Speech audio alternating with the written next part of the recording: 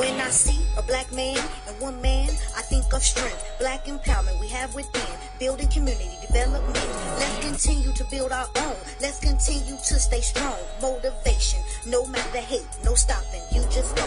Listen up to Quan, John, and Queen P for giving us a voice. Speak up for what's yours and yell and make that noise. We are kings and we are queens. Melanated royalty, just getting started. Loving self, self and knowledge. Stack that wealth. Motivational motors, y'all.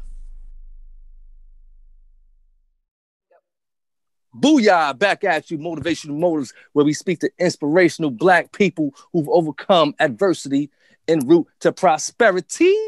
What up, Portia Mistake? What's going on, baby? Hey. Yeah, we got my peoples joining us today. We got Queen Jasmine Miller and King Grinder Spencer Jr., the host. You know what I'm saying? The hosts and developers of Black Family Rising. Say what's up, y'all. Hey, y'all. What's going We're on, excited everybody? to be here. Very excited. Yeah. So you know what, Black Family Rising, you know what? I'm just so happy to be a contributor to this movement that they have developed, man. I really feel like it's gonna be something that's gonna touch the community. And you know, we're gonna learn, we're gonna live, and we're gonna love one another. You know what I'm saying? On this platform, Black Family Rising. So you know what? Just let us know what was the when did you guys have this epiphany that this needed to be out here for the public? I'm gonna let her handle that one. Sure. No problem. He answers that question. Nah, no problem. Take your time. Take your time. He reverse roles on me. I'm gonna let her answer this one. No so the epiphany was pretty much one morning. I woke up maybe about 3 weeks ago, about 3 weeks roughly. And at the time I was praying about things and what to do next. So God told me to pretty much, post this on Facebook and in different groups that I am in. So I pretty much post something like anyone will be interested in being featured in an upcoming podcast, a blog. And so at that time we had a huge response right after I posted that. So I literally had to wake my husband up and like, you need to respond to some of these messages. I can't do it by myself. Right.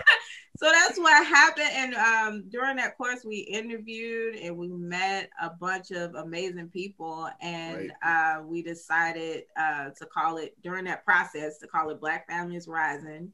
So we, prayed about the name. That's the name that came to us. So Black Families Rising. And we pretty much wanted to create a platform that is free to all people, Black people, of course, Black people. Absolutely. And our small entrepreneurs and Black business owners to pretty much have a free platform for them to advertise themselves and promote, and for us to also talk about what's going on in our communities and build solutions accordingly. So that's pretty much the basis.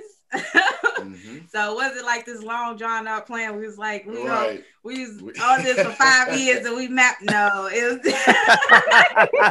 it was literally an epiphany. Like that word choice was very we had no idea how that was going to come out. Like even when she told me about it, I'm half asleep because I do personal training. So working on a exercise routine, and then she woke me up and I'm like, what? Okay. So I just started talking and then we just you know what I'm saying? Like she said, we met a bunch of wonderful, wonderful people, you know what I'm saying? One happened to be in the corner. Thank you guys, man. When I interview with you guys, I don't mean to cut you off, Grinder. When I interview with you guys, I was like, you know what? I mean, me personally, if I don't know nothing else in the world, I know people. You understand? I'm a counselor, so people is my skill. And when I met you guys, the energy I felt from y'all, I said, you know what? I gotta be part of this right here because I'm trying to get some of that. I'm serious. It was straight positivity, and it was I felt that, you know what? These people actually care about the progression of our people. Yes. You understand? And I said, I want to be part of this, man. So thank you guys for, letting me come aboard, man. I appreciate that. Man. Really do. That's how you know when something is going to be successful, is when you start with that positive energy and then you're able to attract people with that same energy. So it's like, we talk about like Black Twitter or something like that. You know, Twitter that's supposed to be for Black people and us taking all the information and doing whatever we want with it. But, you know, it doesn't go where it's supposed to. So what I love about the idea of Black Family Rising is like, it takes Black excellence and puts it in the public for us to see. Like we always talk about, oh, Black excellence, this person's doing this thing, this person's doing that thing. But then there's so much we don't know. So many people doing great things that we don't know about. So I love the idea of this platform. It's like, okay, yeah, Black excellence is not just going to be a segment on somebody's podcast. This is going to be like right in front of everybody. The whole idea of Black Family Rising is Black excellence. And I love it. I'm definitely loving it. Thank you so much. Thank you. If you want to join the board, we can have you. Nigeria. Fortunate state. She's a definite resource. You know what I mean? I'm gonna co-sign on that one. Yes, for real. She's a resource. You know what I mean? We need another Black woman on there, you know what I mean, that's gonna talk that talk and walk that walk, you know? Yes. Okay, well, thank you. I would love that. For real. I accept the invitation. That's right. That's right. You know what I mean? See, this is how we supposed to. This is collectivism. This is how we supposed to come together. You know what I mean? That's the only way we gonna build.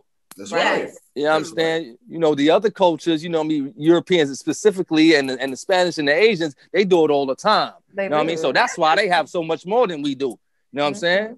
You know, because we're stuck in, you know, individualism. You know what I mean? When they together, you know what I'm saying? They don't let nobody infiltrate their culture at all. Mm-hmm. So we have to start having that same type of mindset. You know what I mean? It's not, you know, we're not anti, you know, another culture. We just pro-Black. You know what I'm saying? We first. You know what I'm saying? Mm-hmm. You know, and if you want a piece of the pie, you know what I'm saying? We see if we can slide you a little bit. You know what I mean? You know what I'm saying? After we done ate our share first. Yeah. You know what I mean? Am I correct? For real. Yes. Exactly. Absolutely. So I want to ask, so Grinder, you were saying you were doing personal training before the idea came. Jasmine, what were you doing? Like, what were you guys doing before this idea just came to you? Look, okay. What happened? Because it's funny when people ask what we do in particular. It's hard because we do a lot of things. But right. That's what we're supposed to. That's right. Yes. So particularly, I'm into insurance. So I'm licensed as a health insurance broker and a life insurance agent. Oh. A necessity in our community. Necessities. Yes, and I'm also involved. So I'm getting ready to take my exam for securities license, which is financial. Okay.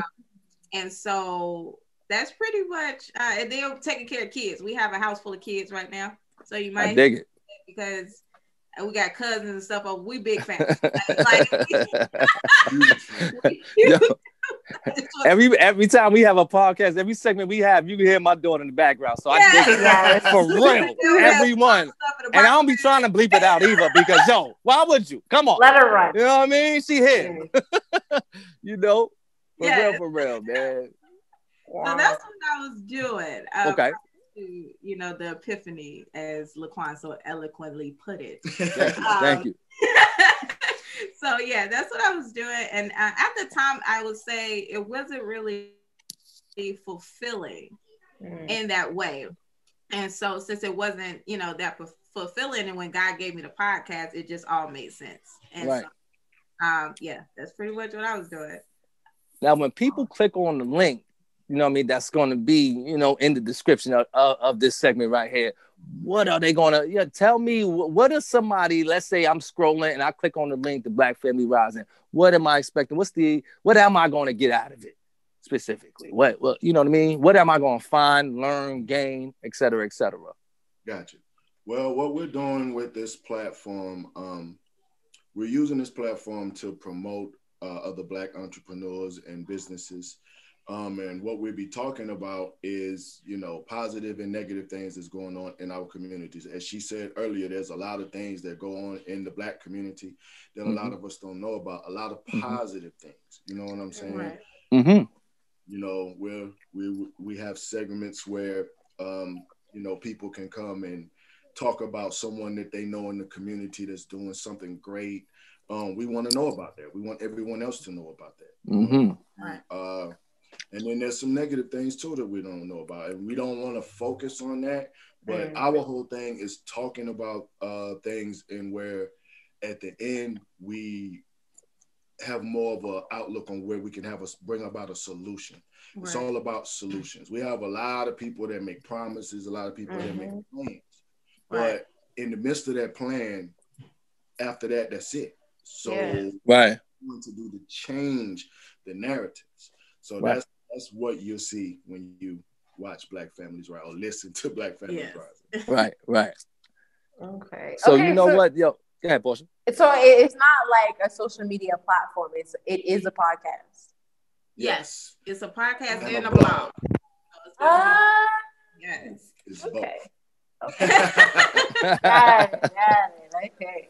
But so prospective, I mean to cut you off, Portia. Prospective entrepreneurs, or not prospective, business owners or entrepreneurs or people that provide a service, they can actually reach out to you guys to basically come on there and market their services and resources. They're gonna be able to do that. Yes. That's a good look. That's definitely a good look, because you know what, there's not a lot of platforms for us out here, man. You know what I mean? Specifically for us. You know what I'm saying? You know what I mean? Because that's what I'm about. I'm about how you say it, Portia? Specificity? How you say that? Hey, we always mess that one up. Say it, Portia. Say it one more time. Specificity. That's what I'm talking about for the culture. You know what I mean? Like I said, we not anti-white. We just pro-Black, and we need to start taking care of our own first, man. You know what I'm saying? I'm a firm believer. You know, we got to start buying from our own. We got to start teaching our own. You know what I mean? We have to start speaking about investments, stock market investments. We got to start talking about building your own home. You know what I mean? Not going out there and, you know, working for another person. You said you a personal trainer, grinder. Mm-hmm. So that's your thing. That's you don't have to answer nobody with that, right? Nope. That's what we talking about. Wow. You know what I mean? And I want, you know, I would definitely love to see a segment on you on there talking about, you know, what was that thought process like, saying, you know what, man, this is my love and my passion, and I'm going to grow this from the ground up. We need to start embedding that into our children as babies, so they won't have to be out here on the corporate plantation, you know what I'm saying, for 30, 40 years like we and like our parents were. You know what I'm saying? Exactly. We teach our children that every single day. You know, we have a 8-year-old daughter who's inspiring to do her own clothing line and designing. So talking about we're in the process of getting a sewing machine and stuff and setting her up, teaching her how to sew fabric. She already draws. She's been drawing since she was 4. That's what we're talking about. That's what I'm talking about, man. So, you know, we're instilling that in her, you know, for her to have that understanding of who she is. She is a Black princess growing. That's right. Yes. That's what we talking about. My 8-year-old, she actually edits our videos, so we need to get them together, Grinder, for real. So they gonna see, they gonna build their own fortune, and they for real, they ain't gonna need a dude for nothing. For real. That's right. You know what I'm saying? That's what we instilling. You really don't. If you want to be with them, you can, but you don't need them. You know what I'm saying? For real. So kudos to you for doing that, because I'm doing the same thing with my 8-year-old over here, man. That's true story. Kudos Facts. to you. Yes, kudos to you. All right. Thank you. I appreciate that. His podcast going, kids, Black Families Rising. That's very interesting right there. That's a good one.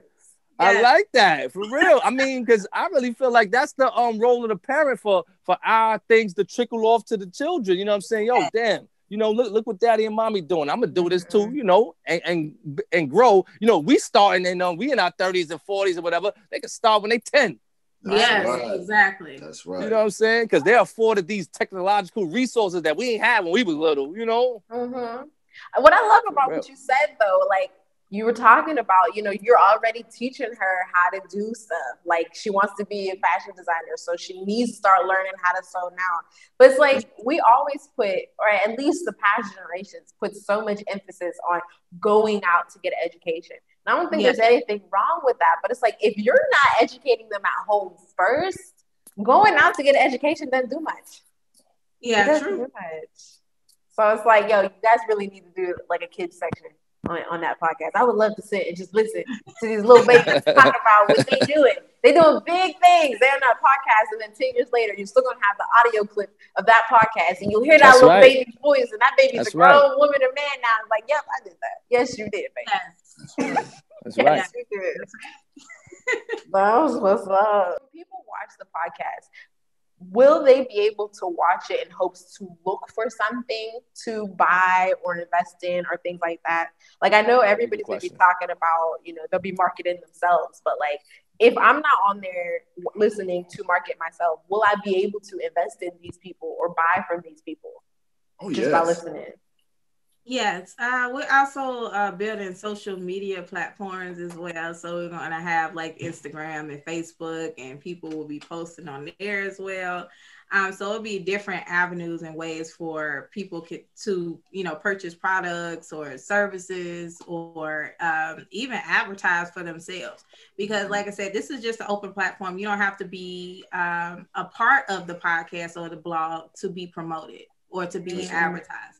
We are advertising anyone that wants to be advertised at this point, because it's important for us to get the word out there of who's doing what, especially in our communities. There's a lot of people that are doing positive things in our communities that we don't know about or not even spotlighted. So we're going to spotlight them as well in our podcast so people can know what's going on in their communities as well as who is actually out there helping.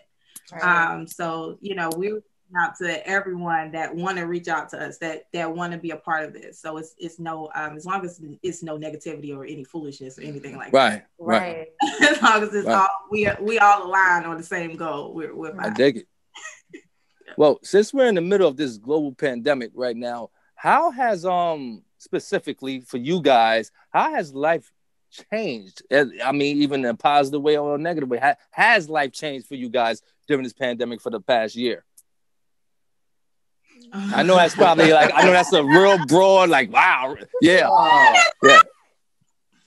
How has it changed for you individually or specifically or as a unit